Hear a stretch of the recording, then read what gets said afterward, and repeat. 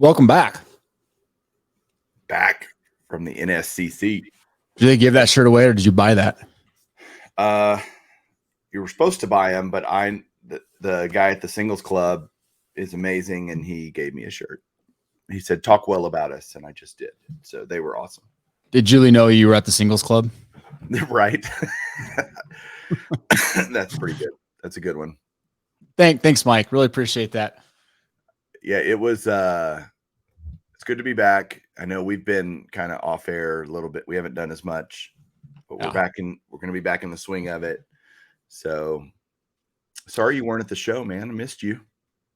Yeah, I had lots of conversations with people at the show, and I'm bummed I couldn't make it either. But life had other directions it wanted to take me. So right off the bat, I have to admit that I was totally wrong. Okay, about what?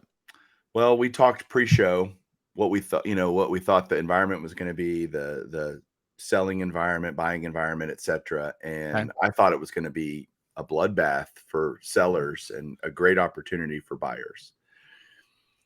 And it was not that type of an environment. There were certainly opportunities to be had, but I had several dealers tell me, I'm not here to, I didn't pay $5,000 to come here and make deals. So go somewhere else. Like, whoa. Oh, okay, wow. Then I will. It was pretty rude and harsh. And, but I was able to buy plenty of cards. Like there were still plenty of guys there that were willing to deal and wanting to sell cards. So it was just not this overwhelming opportunity for buyers. You had to be careful. You had to be diligent. You had to dig a little bit to find that stuff. Why do you think that is? I mean, why do you think a dealer would have that perspective? Because it seems to me like if there's any time to go and make deals, this would be the time because you have an endless amount of buyers to make deals with. I think, well, most of this happened on Wednesday, Thursday, that type of an attitude. Okay. Well, I didn't get that attitude Friday, Saturday for the time that I was there Saturday. Yep. But I didn't also go back to the guys that were jerks either. So I just, right. I don't know if they were maintaining that attitude or if they were loosening up a little bit. I went back to the people that were willing to make deals on Wednesday, Thursday, and it was, I just think different people are in different situations. That's all. That's the best answer I can give, which sounds like a cop out. It's just chalking it up to that. Sure. So I guess let's take a step back then. You felt like you were wrong, but what was the vibe that you compared to last year and then maybe the year before? What was the overall vibe, and then what made it good this year? Well, the overall year, the year before was no vibe because there was no national. But okay, true. But compared to Chicago, last year was, I think that you and I have a friend that you're going to do an interview with. He mentioned. I don't want to spoil it for you guys. Y'all need to watch the interview that Ty's going to do with Marcel. But it was not like last year. Last year was unprecedented in terms of enthusiasm and excitement around the hobby. Yeah. This was different. I would call it busy is the word. Like people were there doing business. Like it was busy. But not look, I had a great time. I'm there from a different perspective as a lot of people. There are a lot of people like me that are there just to enjoy the experience, to pick up some cards for your collection, meet with friends. And then there's guys there that are there to sell stuff, trade stuff, buy stuff, etc., as part of their business model. So last year it felt just chaotic and frenzied. This did not feel frenzied, if that makes any sense. But it was busy, no doubt. I mean, the concerns about nobody showing up because it was in Atlantic City, New Jersey, not a problem. Yeah. And imagine how more busy it would have been if all the people that wanted to go that couldn't for their personal financial reasons or their, schedule or whatever, it could have been even crazier. Yeah. Well, I do think there's a probably a larger group than we think that they gravitate towards like an Atlantic City or Las Vegas and would probably only go if it was in that city because of the nightlife and everything else. It's funny. I had multiple conversations with people, both that were there and some that weren't there. And I had some texts from people throughout the week last week as you know, the Twitter feeds were lighting up with stuff. And it was like, boy, am I glad I'm not there. This is totally not my environment. Don't miss a thing. And then I talked to people there like Marcel, who we'll have an interview tomorrow on the channel, who said it was vibrant. It was good. Like it was good. He had some very interesting takeaways that I think you'll probably echo too. But he said a couple things, just like the middle class buyers seem to disappear this year. Like the guys like me that are aiming for cards, 500 to a couple thousand maybe. He goes, there were a lot less of those. There were a lot more sellers in that range. Um, he goes, a ton more sellers. He's like, the script flipped. It was like 90-10 on sellers. It's a constant flow of people trying to sell, which he expected, but he said he was overrun with people trying to sell. And then he said him and multiple groups of dealers were talking afterwards and were surprised with how few big cards were selling. So there was a lot of like people trying to find a pretty good deal on stuff they thought would go up. And then a lot of people trying to make deals on like sub $500 stuff and group things together. So those are two just real quick takeaways that I thought were pretty interesting. Yeah. I had a very positive experience. So everything I'm about to say, take it from just things I was hearing on the floor and other people talking. But the parking situation was a disaster, or lack thereof, I should say. Yeah. Look, I was blessed. I was in a house literally as close as you could be to the show. And I walked every day. And so it wasn't a big deal.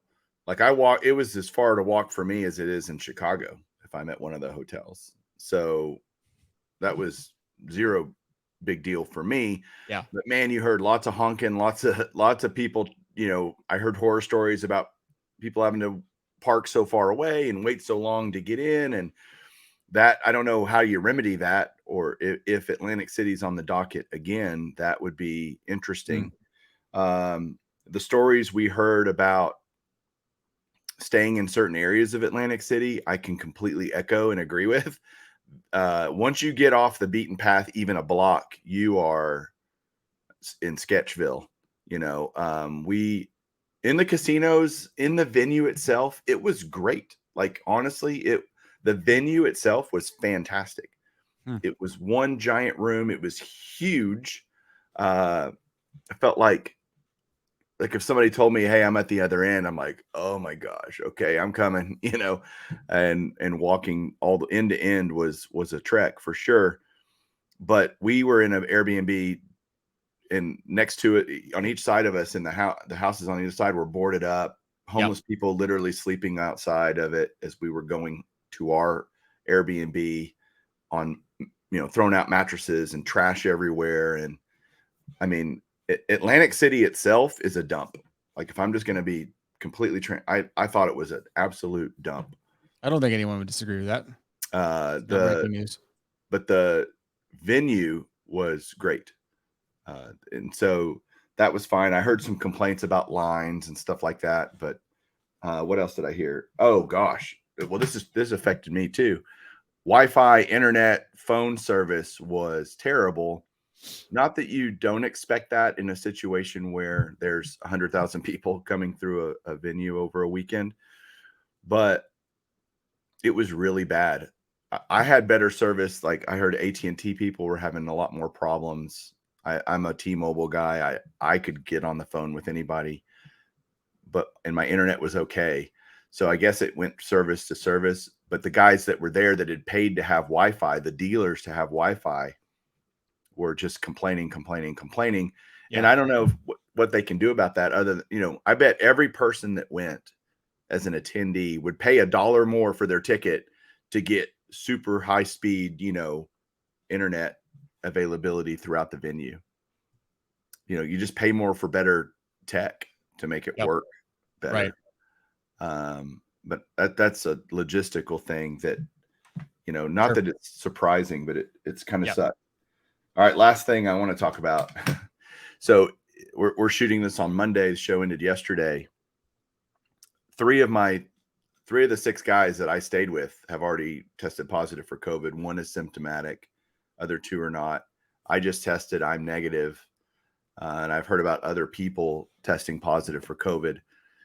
That's just a risk we run in our world today. I think, like, I'm not going to not live my life to not go to an event. There are people that need to not go to an event like that because they're high risk, or I get why people might make a decision not to do that. But, I don't think any of my buddies who are positive would say, or tested positive, would, even the guy that's sick would say, well, I'd still go, even knowing I was going to get sick, I'd still go. And, because the experience is worth it. Have you heard that too? No. About COVID? Why are you bringing that up? I just think it's interesting. Not, again, in our world today, it's not surprising. You're glad handing and everybody's touching everything. It could be the flu, it could be whatever, I don't know. Just interesting that I'm hearing a lot of, I got COVID. Whatever. The world's moved on. And so are we. Okay. I'm sorry. I just have zero desire to even respond to that. All right. Fair enough. Fair enough. Talk about better stuff. Yeah. I mean, there's a lot more we could talk about with the National. And I know you mentioned you have a lot of topics, but I do want to real quickly talk about the mantle, the 52 mantle. So it's at Heritage. It's the Rosen Find. It's at what, 5.7 right now, 5.6, 28 days. What do you think that realistically ends at? 15 to 20 million. Really? Wow. Okay. I'll tell you what, let me just show it. I got it. What do you think? There it is. Bad boy. Such a beautiful looking card. Yes, it is. I mean, my gosh. There are a couple things. First off, I love that it's in the SGC slab. I think this is like the best possible publicity for SGC. So good for them, and I like Heritage too. So I think it ends at 12. Okay. So over the 10 million though, that most people are expecting. Yeah.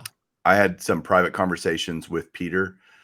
He told me the story of this card getting graded and all the stuff. I'm not allowed to talk about what he told me, but it's pretty cool. It's pretty amazing and good. Yeah. Good for them, as I'm wearing my SGC hat today. One of my buddies told me this about Peter. He was standing with me and he's like, I can't believe I just got to talk to the president of SGC. And I'm like, yeah, he's here to talk to. I'm like, I didn't see Nat Turner sitting around talking to customers and clients of their service, Yeah. And I didn't, it was just the fact that they're out there the way they're doing. They had apparently a great show in terms of their new service that they're offering, essentially a pre-grading review. Yep. And nothing but kudos from everybody I talked to about that, for that. So that's just, good on them. PSA was a madhouse, by the way. Oh, I bet it was. Yeah, I mean, look, we talk about SGC all the time, so we don't need to keep pounding that, but that's what makes them so unique. Yeah. They're the grading company of the people. I feel like that's the mantra they've created. I wouldn't be surprised if they take that, the review grading stuff on the road more. It feels like that's a good sweet spot for them. They might start doing that. Yeah. But PSA, there were, believe me, at $200 a card, which I don't, it's weird. I get there the day before. I'm like, I thought it was $250 a card, and it had been published at $250 a card. Yeah. Why would they lower it to $200? I didn't even realize that. So on site, they end up lowering it. Yeah. Was that what day was that when you saw it? On Monday before and I don't know when they published the change. I certainly didn't see like an announcement about it. Hey, we lowered the price. But I had fully expected to pay. I graded 2 cards, fully expected to pay $500, and I only paid $400. So which is still outrageous. Don't get me wrong, but it interesting. I didn't see that either. I wonder if it was a little pushback. Maybe they got a lot. I mean, and maybe they saw how other grading companies, SGC was responding. Right. Yeah. How did those cards do, by the way? I got them right here. See them. So I did a 1909 or a T206 Walter Johnson portrait. I expected a 2 and I got a 2. So nice. Very nice card. And a card, when you grade raw, right? Hopefully we all think the same way. Like, okay, I'm going to put so much money into the card, so much money into the grading, and hopefully I add value, right? Right. And so I paid $1,100 cash for the card, $200 to grade it, $1,300 total in a 2. Last one sold for $3,750. So added a little value. Yeah, added a little value. Essentially, authenticating a card like that adds a ton of value. Oh, there we go. Look at that. The 34 Gaudi Lou Gehrig. I bought this I paid $2,200 for both cards, so I just split it up in my own mind. But this came back a 1.5. I thought it was a 1 all day. I was like, it's not going to get more than a 1. In fact, I was worried that it was just going to get authentic. And I really wanted a numerical grade. But the centering on this card is dang near perfect. So I think that everybody that I talked to, that I showed it to afterwards, like the centering got you the extra half point bump. Yep. Not that sure. I mean, it's a great example of the card. I'm glad I have it.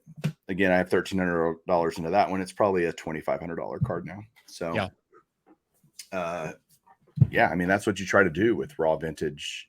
And it's always scary. You have cards like that. I knew the provenance of the cards, but I still, the guy that I bought them from had owned them for, 15 to 20 years. So that doesn't still mean they're not fake or right. They felt everything was right. Everything felt right, smelled right, all those things that you look for. And yet still you have a little bit, I hope these are okay. Yeah. And let me tell you this, I turned them in Wednesday at like 2:00 in the afternoon. I picked them up. I'm sorry. Yeah, that's right. Wednesday, 2:00, first day of the show. That's when they started taking submissions, was the first day that it was open to the public. Picked them up Thursday at 9 a.m. Oh my gosh. That's a pretty sweet deal. First thing. So yes, you can complain about the cost, but they did crank it out. It was done quickly.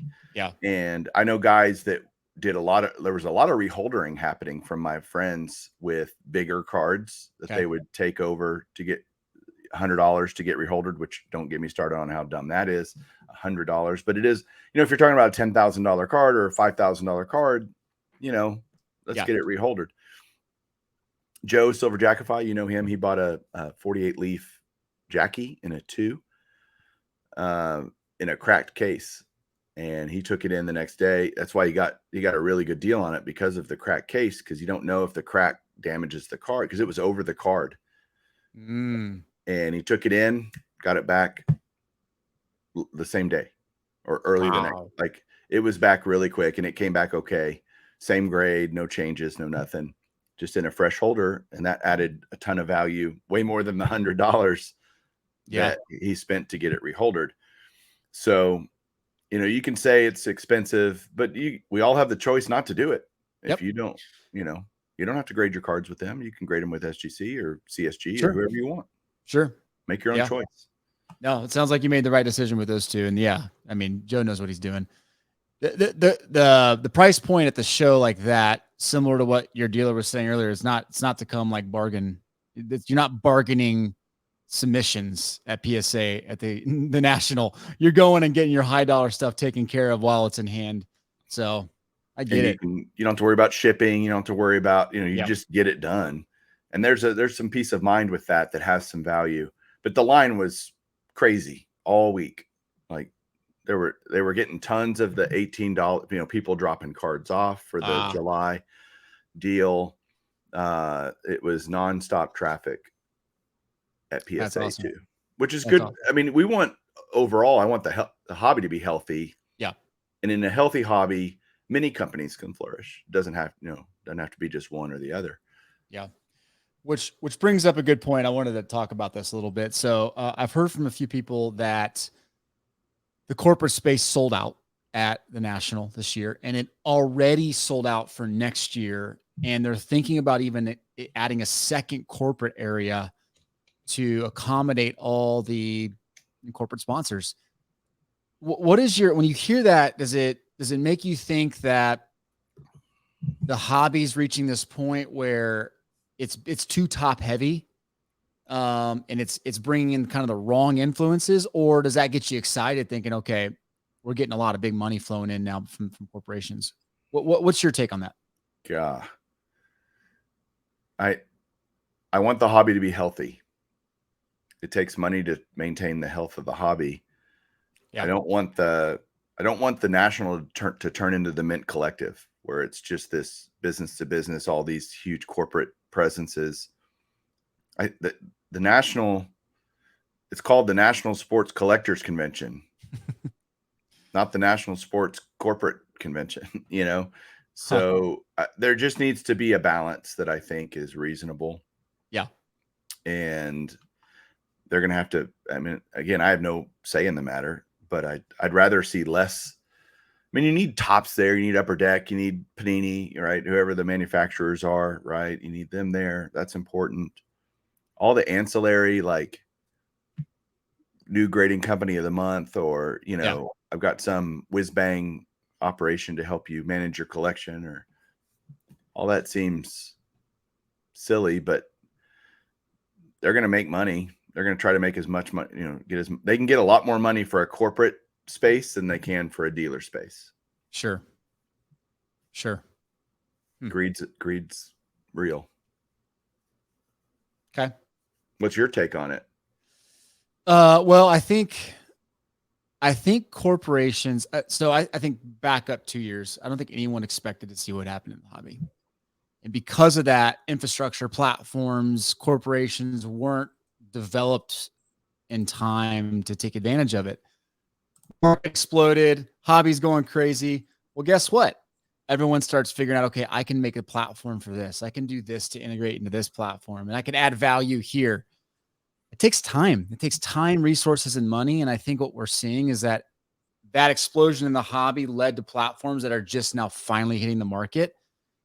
Is it too late? Maybe. Are we going to get overrun with platforms? I think so. But this is just like, you know, Tesla. Tesla broke through the market in EV stuff. And it took 2 to 3 years before the next EV company really started to explode because of what, like, no one expected the market to like explode like it did. I think we're just seeing the reactions finally hit the market, and there's going to be a lot of failures. That's for sure. There's going to be a lot. We already see that, right? There's so many of these fly by night platforms that pop up and you don't see them again for, you know, after 2 months. And I think we're going to see a lot of that too.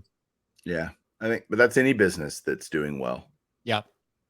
People trying to take advantage of that opportunity, and some will stick and most will not. Yeah. But I think overall it's a good thing, right? I mean, I'm with you. I would rather see lots of money flowing around there, because that money does filter down into the hobby more. And if that's what it takes to get more marketing and publicity out there for what we do, then by golly, keep producing those platforms and grabbing investors' money and getting it in here. Yeah, no doubt. Overall, I have to tell you, a lot of people were, first of all, to all of you that came up and said hi, thank you. To all the people that were encouraging about Bench Clear and on this show, Golden Age of Cardboard. You know, I have to tell you, Ty, most people like you better. Whatever. They were like, dude, Ty is the best. He is so good. Yeah, you're just full of it. We did get a lot of, thank you guys that enjoy Ty and I's conversations together every week. And we genuinely like each other, so it makes it easy. But it was really cool just to see how much support we had. Chasing Cardboard had a ton of people just being given positive feedback on that. I guess you're not going to come up and say you guys suck. I guess nobody would really do that, but it was great to meet all of you, and thank you for your support. Thank you. Heck yeah.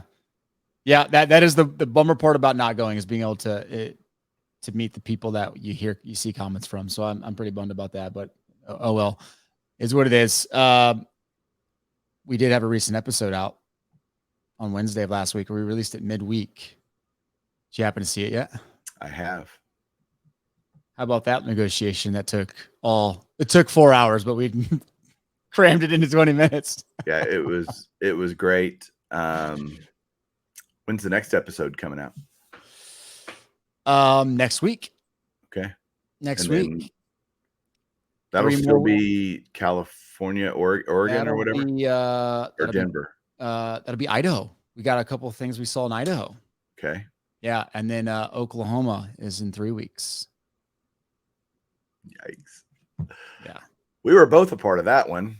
That one's a biggie. That's a biggie. Yeah. Stay tuned for that. And sure. you got an interview with Marcel. Yeah. You'll see that tomorrow. Wednesday, I'm gonna be cranking up Golden Age again. I'm gonna do a pretty deep dive into reviewing the National from a vintage perspective, which is what the podcast is about. So I'm gonna get a couple of collectors on that were there to give their perspective as well. So it should be a really fun discussion. Heck yeah. Can I show you a couple of cards I got back? Yeah. Today? Or not today, this past week. I like cards. You'd think I was sick of looking at cards after last week, but I do like this Mac Jones silver. Came back a gem mint. Nice. It's the Prism Black silver. Here's one that you and I found.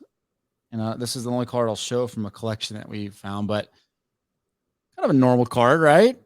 Right. Until you flip it around and see Michael Jordan's autograph. Right? We were both perplexed. Like, why would they have the back signed? Like, yeah, I would love to know if someone else has seen that. Like, and I mean, that COA down there is, I believe, Upper Decks, which blows my mind on a Flair card. Like, are you going to send that in? Yeah, I think I'll probably send that in to PSA to get authenticated. Yeah.